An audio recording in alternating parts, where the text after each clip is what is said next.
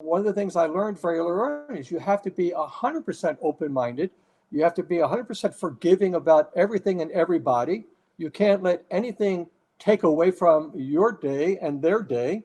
And it's a very unique responsibility that when you're there to document someone's wedding, they're not just hiring you to take a picture. They're hiring you to capture emotions and feelings and surprises and all the things that can take place in a wedding. So you have to be extremely receptive. And if that's the word you like, open-minded and receptive, I think they go hand in hand.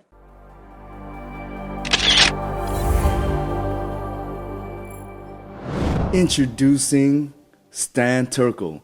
He's a photographer that specializes in Jewish wedding, because he actually started photography for the passion, but because he's also Jewish, he photographed his friend's Jewish wedding, and because he was so great at it, he understood everything about the culture, and also at the same time a great photographer. He just kept on domino effect, getting all these clients, and he eventually wrote an amazing book in Amazon if you want to check it out, on how to shoot Jewish weddings if you are interested.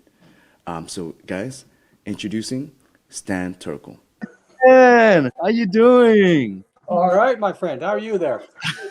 We're Good, good. expecting Nice. about 10, 12 inches of snow by tomorrow night. Oh, from in where you're at? You're in Washington, right? Where are you at? Outside of Washington, D.C., so Baltimore, Maryland, yes. Oh, that's crazy. Are you doing all right? How's everything? How's life over there right now? Life is doing it good. I'm in the middle of writing several books right now. In fact, I'm multitasking. I've got one children's book that's under development, working with my illustrator. I've got a troubleshooting book on electronic equipment that's going to the publisher on Monday. And I'm starting a set of guidebooks for children to teach them photography. Wow, children's book of photography. I've never heard of that. That's a great idea. Right? Why They all not? have phones. They all have cameras. Why not? You know, because I remember you were telling me something about how you started photography at such a young age. When did you 7 years start? old. 7 years 7 years old. Oh my God. What happened? Tell me about that. at camp. It was a summer camp, and basically all the kids in the neighborhood would go to these summer camps. We were from very low-income families, and so it was a chance to go out into the nature. And very early on, I got involved with involved, that's a bad choice of words, but I was taken under the wing from the person that ran the camera department. She was a German lady. Her name was Greta. And I remember she gave me the first box camera, 127 film. And, I was going crazy with it, going in the dark room, doing all the black and white developing. And I won several awards. So I got, every week there was an award competition. I won every week. And I got the bug. And by the time I was 13, I had my first 35 millimeter reflex camera. It was a Sheikah Minister 3. In fact, I have on my wall here in my office about maybe 100 different cameras. And the Ashika Minister 3 is sitting right there in front of me. So it's one of those cameras I've collected and kept all these years. Oh man, if you could take a photo of that later on and send that to me so I could upload I it would love to. Joe, that'd be cool. Sure. And all those cameras, you've used them. They're your cameras that you've used, and then you just put it back when you get another camera. So a lot of them I've collected because they're somewhat collectible. So I have one of the first digital cameras that was a combination of Kodak and Nikon. It was used by a lot of the reporters for what's a company called APT or API, and they used a micro hard drive. And that camera I bought at an auction for $7,000. It's worth about $25,000 now.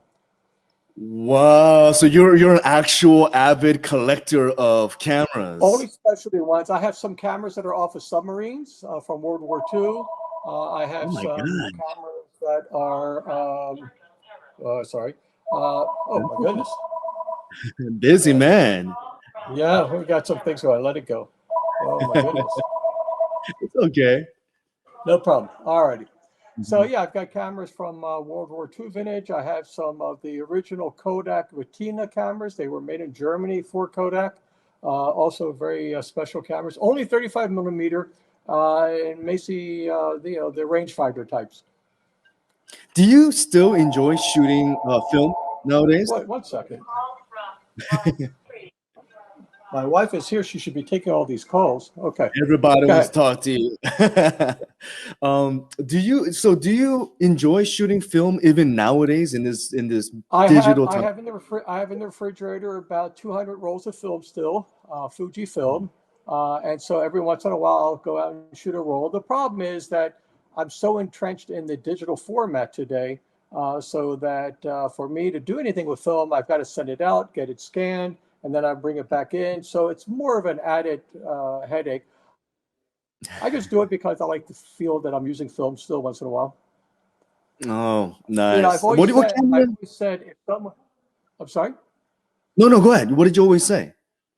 No, I've always said that if someone would invent a film back that goes into, or a digital back that goes into all the retro 35 millimeter film cameras, they would basically have a winner right from the beginning.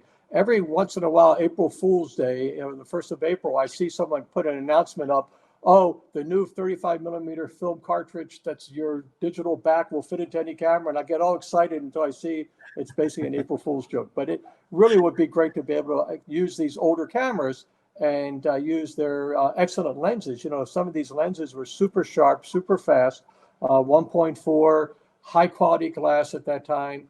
A lot of the quality Japanese manufacturing was done. You know, the AE1s is a good example. The Canon AE1 was a fantastic camera. I buy those and give them away to students just because I love the camera so much. Oh my gosh, right? The classic is always the best, whether it's like cameras or cars. There's just something Well, totally different. I don't think there's an always the best. I think there's a Mm, different feature for everything. So someone always asks me, well, what's the best camera for me to buy? You know, I always get these people mm, ask me the advice all the time. And I yeah. tell them, well, that's like asking me what's the best pair of shoes to buy for the rest of my life. There's no one pair of shoes that does everything. I want to go hiking. I want to go dress. I want to do it. So there's no one camera system that I could live with. I've had pretty much every possible brand in my hands, Mhm. starting with the Nikons and the Canons and the Sheikas and Fujis, everybody out there, and they all have something to offer. Everybody has something that's very nice, and if I could afford to, I'd probably have them all. Just doesn't make sense. What's your latest camera that you use? All right, so today I'm shooting with several. I'm shooting with Mhm, Leica, so I have a Leica Q2 that I like very much for my travel camera. I use mhm. that when I'm doing landscape work. It's a great setup. I have a Nikon Z6, which was one of the first mirrorless ones they came up with. Also love it because it's a really great landscape camera, but it also does great portraiture work. It's just a little bit bigger format, but it does a really good job. I still have a couple of Sony pocket cameras, the very small ones, which remind me of the old Rolleiflexes, and very small, very pocketable. So they go with me in my bike rides all the time. So yeah, different Mhm. cameras, different applications. Now, there's the reason why you have so many different kinds of cameras, and it kind of goes together with the fact that you're also an engineer, right? You're also an engineer? Electrical Or you- engineer, worked for Westinghouse for many years, and it's a very unusual combination because there's the technical side of photography, of course, learning I would say the mechanics of taking a optimal photograph, but then there's the creative side, and when you can bring those two together, that's ideal. In the beginning, I pretty much shot everything manual, and even when I was shooting weddings, I would only shoot manual because I always knew I was in control. I never had any surprises. But today, I'm very comfortable. In fact, I just took someone out in a photo shoot. They paid me to guide them, one of these types of deals. And the individual said, well, I've heard I should never use the P on the camera, the P mode. And I said, why would you not do that? I mean, after all the engineering and all the algorithms and all the software development, that's like driving a car without any of the features of a car. I want power steering. I want automatic transmission. Why would I not want P in a camera? So the program mode is a wonderful tool. But somehow people get in the head that they think, well, you're only really a real photographer, you shoot manual, or only if you shoot Mhm. raw. Everything works. There's no one or the other. Everything, if I'm just shooting for a book, I'm just going to shoot everything in JPEGs. I'm worried more about composition versus getting the picture exact. I'll let the camera do the work. If I want to be extremely creative with a waterfall, of course I'll shoot manual. There's different times and different place for everything. I love that you have a very open mind about photography instead of a lot of people are like, no, no, you're right. You has to be full manual, only this and that. But because you're such you're an engineer, you have this open mind about different Well, possibilities with settings in the camera. typically engineers are not open-minded. They're very disciplined and Oh, they're very strict about how they approach their craft. But being a mm, wedding photographer makes you become very open-minded. So I have been a wedding photographer for almost 20 years, in addition to hmm all the other things I've done. And one of the things I learned very early on is you have to be 100% open-minded. You have to be 100% forgiving about everything and everybody. You can't let anything take away from your day and their day. And it's a very unique responsibility that when you're there to document someone's wedding, they're not just hiring you to take a picture, they're hiring you to capture emotions and feelings and surprises and all the things that can take place in a wedding. So you have to be extremely receptive. And if that's the word you like, open minded and receptive, I think they go hand in hand. that's cool. Let's talk about that wedding photography. I mean, you have an amazing book on Amazon on how to shoot Jewish weddings. So if you So could, actually, these are two of you the have a books. So copy? this is how to Oh, shoot Jewish weddings, and that's sold a few thousand copies in several languages. Just for disclosure, this is my son's wedding on the front. I photographed all my children's weddings on my own, along with my assistants. And so this is a book. It's an encyclopedia. How do you handle an Orthodox Jewish wedding or any Jewish wedding? It's not just Orthodox. And the mhm. companion book is How to Shoot Bar and Bat Mitzvahs. And so this is Oh, also a book just for that venue. And there are more bar and bat mitzvahs than there are Jewish weddings.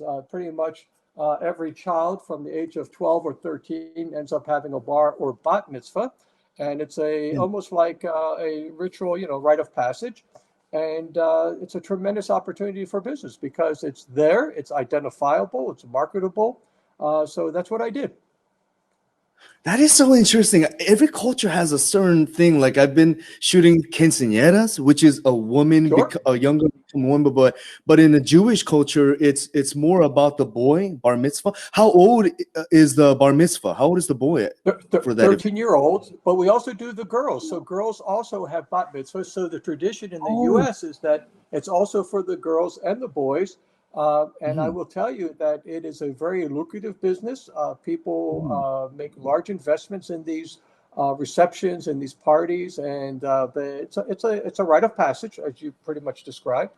And mhm. for a lot of photographers, there's a lot of fear about how to go about approaching this because you are going into a sanctuary, you are going into a religious area. There are certain restrictions to what you are allowed to do, what you cannot do in the sanctuary. There are certain pictures that are always considered to be a requirement. So this picture here is the young man reading from the Torah, which is the Mm. Bible, the five books of Moses.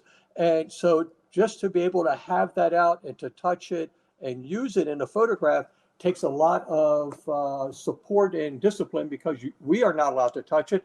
The rabbi or someone else has to touch it. So there's a lot that goes into getting that picture. That picture could take anywhere from 30 to 45 minutes to set it up. Well, that's so important. I mean, I mentioned that in the intro that I made for you that you have to know the culture and the mannerism when you're going to go shoot a Jewish wedding, or it's, I mean, like just like you said, touching that. If a person didn't learn how to shoot a bar mitzvah and they just went in, it would be a disaster. Well, Like, and there are some photographers. I work in the Washington area quite often, so I've done these events for some very well-known individuals in the Washington corridor. Senators and congressmen. So I've been part of that market, and there are some very well-known photographers that were removed or blackballed from going wow. back to certain synagogues because they violated certain rules, certain things that they were not allowed to move or touch. And when someone sees that, you're blacklisted. You can't come back there. That's it. You've lost your No. revenue. Wow. So both bar mitzvahs and Jewish weddings are like that. If you go to a church and you disrespect in a certain way, then that's it. They get really strict and like you're not allowed. So you Well, they better have to know. because They have to, because there's a lot of symbolism that goes with a lot of the pieces that are part of the sanctuary, the synagogue. And so a Torah goes for about $25,000. That's what they Oh, cost. And so if you were to drop it, they can no longer use it. Or if you were to ooh, tear it or mark it up, each one is handcrafted. It takes about 2 years to write them. An individual writes it by hand with ink and pen, and it's a oh, feather, not an ink pen. So there's a mhm. lot of financial liability that goes with this as well. Oh my gosh, that is so Not for the interesting. faint hearted. Yeah, no kidding. That is something you got to know for sure. That's very intimidating, but I'm so glad. But if Yes. you know it, if you're prepared for it and you get into Mm, that market, you have mhm. work for the rest of your life. One Wow. of the things that you understand is that when you market to a certain segment and you market to a certain clientele, if you do a wonderful job, just like you know of any other business, word of mouth will carry. You'll get Mm. referrals. You get referrals from all the children that go to the same school. All the kids come to the same parties. So if you're the photographer at a very large venue, so I did the ambassador of Israel's daughter's bat mitzvah and Oh my. something like 500 guests. And I Mhm. booked off of that one event enough work for 2 years from just being at that one event. Wow. Is it because you were there socializing? Were you networking yourself, I or was the because they photo- no, I was saw the you? photographer. I was the Yeah. photographer. We did Mhm, photography. We did the video. But what mhm. happens is once people know that you were selected to be that photographer for that event, Oh, everybody knows who you are. They recognize right off the bat. They go to your website and everybody books because it's word of mouth and it's also credibility. Well, if you were good enough to do the ambassador of Israel's child, then you must be excellent for us. It's as wow, if that's you went to amazing. photograph the president of the United States, you would basically Yeah. have credentials to go anywhere.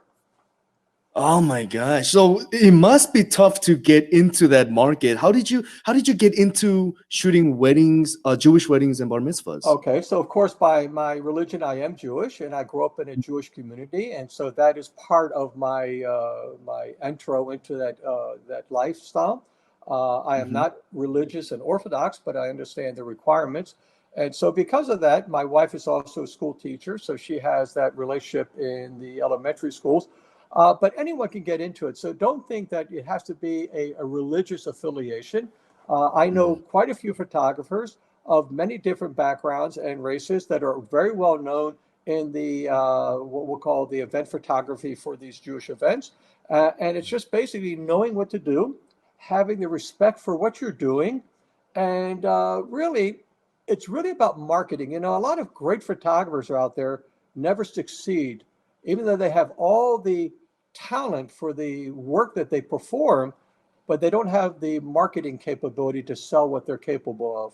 And that's a disadvantage. So if I was going to take anyone under my wing to be a photographer, I would say, look, you know, I know you're going to learn photography, but you take marketing classes for the next 6 months. And after you've done that, we'll talk because it's really all about marketing and branding and recognition. Oh, I love that you said that branding and marketing. So you brand your photography as a Jewish wedding So photographer? the name of the company is ahavaphotography.com. Mhm. And so Mhm. ahava is the Hebrew word for love. So it's basically Oh. translate love photography. My Mhm. children's books today are under ahavabooks.org, love books. So when you use the word ahava, it's already recognizable as being Jewish because it's a Hebrew word for the word love. And Mhm. indirectly, it's associated with that venue, that, you know, that market. Mhm. Wouldn't be any difference if you were to use Spanish or any other language and find a word that translates, and everybody within that language group would recognize it right away. Is the since you're so branded with Jewish wedding, is it very busy? Do you get a lot of consistent business, and you don't have to Okay, venture off into anything else? so I have retired from that part of the business. I retired 3 years ago. The weddings are very involved. It's a 12-hour day. If you've shot weddings, you know what it's like. I was Yeah, shooting yeah. 3 weddings a week. I was shooting weddings on Mondays, on excuse me, Sundays, Mondays, and Thursdays, because typically we don't have to do it just on the weekend. A Hmm. typical Orthodox wedding would have somewhere between 500 to 1,000 guests. So think how big Wow. of a venue. And Hmm. so very involved. So I retired from that about 3 years ago. I closed down the studio altogether, and now I'm writing books and I'm teaching and doing the things that basically make me happy.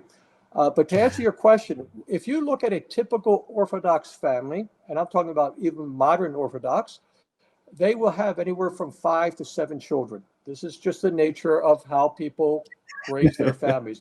Not a whole lot different, let's say the Amish or the Mennonites or whatever. Out of that, figure you have 4 or 5 girls, and every girl's about 1 or 2 years apart. So if you book one family with one child, and if you do a wonderful job, which I always felt that I did, you would have 4 to 5 years of weddings with that one family. Now you Wow. multiply that by a couple hundred families that you photographed in a year, and you can see that you don't have to do anything else for the next 10 years. And I've shot over 1,500 weddings and over 2,000 bar bat mitzvahs in less than 12 years. Oh my gosh. So for you, you didn't even have to advertise online. You just started and then you just branched out into just So constant I did business now. advertise. I did advertise. I made a very good website, of course. And of course, my books became indirect advertising for me as well. So when you publish the books, you're on Amazon, you're everywhere else. So that's also brand recognition. But yes, it's a very close-knit community. So you didn't have to do as much networking as you might have to do with other venues. And by the way, the competition pool is a lot smaller. So if you were to take all the photographers in the three-state area where I worked, which would be Pennsylvania, Maryland, Virginia, and Washington, D.C., there'd probably be less than 20 photographers that specialize in that type of weddings, where you might have a couple of thousand maybe of general photographers. So my pool was a lot smaller to work with, which makes sense Oh, because I basically became the top of that pool. wow. Do you have a recommendation on photographers who wants to start shooting bar mitzvahs and Jewish weddings? How do you get in there? How do you advertise? First thing I say is go and buy my books right off the bat. That's You the buy first the one, book, of I'll give course. you all the Step one. recipes. Yeah, that is Step what step one, one. right there. Number two is make it a point to get invited and watch what Mm, happens. Learn the rituals. Learn the opportunity. Going to a bar bat mitzvah is very easy to find because everybody has someone that knows somebody, and there's always an event. And you always say, "Look, I just want to be an observer." I would definitely mhm. connect with a lot of the DJs that do these events, and see if you Okay. can't come in with a DJ as a guest. Say, hey, can I just join you for, and I'll do a few pictures of your DJ setup for free, and Mm, that way you'll be happy to come in with them, and you'll learn cool. what's going on at these events. And then I would also go ahead and reach out to a couple of the synagogues that are in your area, and I'd say, look, let me talk to the executive president or the director, not the rabbi, because he's busy with other things, but the executive director, and say, look, Mhm. I'm interested in doing these types of events. Would you be interested in let me have an interview with you for half an hour? Can you tell me who other photographers are? And look at other people's work. So you can basically look at what people have done, look at their style, don't copy them, but look at it, Mhm. and then Mhm. find an opportunity for yourself. There's plenty of work out there. Now, of course, with COVID, it's not very easy. So there's a very few venues that you're going to be able to find. My hope Mhm. is in the next couple of years that business comes back. I feel bad for all the photographers that are sitting here trying to make an income. I got out at the right time. I didn't have to rely on that. Right. Luckily, some of the photographers that I've been talking to, they've been smart enough to shift their business and find other means of business. So I'm glad a lot of photographers have been able to adapt to that. So that's really It's cool. interesting you say that. During my 15 years or so in the professional side of the business, I also did food photography. I shot for restaurants and for product marketing. And so, yeah, I was very diverse. It was fun because when you shoot the same thing over and over again, you lose a lot of your creativity. And I didn't want to get, pigeonholed into just one segment. So, technical stuff and food and, basically restaurant work for sure. That's awesome. I would love to get like later on if you could email me, of course, all the links to your website and your books as well. But if you have a little Sure. digital download of an insert of your book, so that way people could see it and be like, okay, I want to get that book. I would love to get that So from if you you go to later. I Amazon, package it together. and you type my name, Mhm. Stan Turkel, you can see a preview of the books in Amazon. So it allows you to see the pages inside in Amazon, and you can basically Mhm. do whatever a screen or download a little bit, and there are some samples as well. Currently, there's about 7 books at Amazon with my name on it. So 7. Oh my gosh, you're so busy. That's great. And you're just continually never making end, more books never for stop. your business. Wow, No, never that's stop. years, Stan. All Well, I right, feel an Stan. So obligation. yeah. I feel an obligation that I've got many years of experience, and I'd like to share that with other people. I know how great it was when I was starting out as a young person to find a mentor, find people that had knowledge that they would share. Today, it's not so easy to find mentors and people in any industry. People like yourself or anybody else, wherever you go, I think people are more protective somehow for some whatever reason. And I also think that there's a lot of people that are doing things that really are not as talented as they say they are. And I'll leave I feel it's you. easy Right, to right. We'll create, leave it at right, that. it's easy to create a perception, but the reality is not always there. Yeah, I definitely have some friends like that. I don't want to, break their hearts, but I'm like, okay, it's cool. But so I Exactly. wanted to talk a little bit about your coaching too. So you offer one-on-one? Do you offer groups? What kind of Yes. coaching and teaching do you offer? Yeah, so basically what I do is I have several people under my wing right now, and basically I work with them either in the areas of landscape photography, portraiture photography, and basically you book me for a day, and basically you get to operate with me. I teach you certain skills, I answer any types of questions, I help guide you in certain directions, and then part of my package, and it's available on my website, part of my package is that what I will then also do is do some follow-up and critique of your pictures and give you some feedback that is honest, fair, but also instrumental in helping you grow. Look, any photographer, any writer, right now, my writing skills have gone from technical writing, and to me, photography is somewhat technical, to children's books. And writing children's book is a whole different genre altogether. And I'm taking courses online to get myself educated in that industry.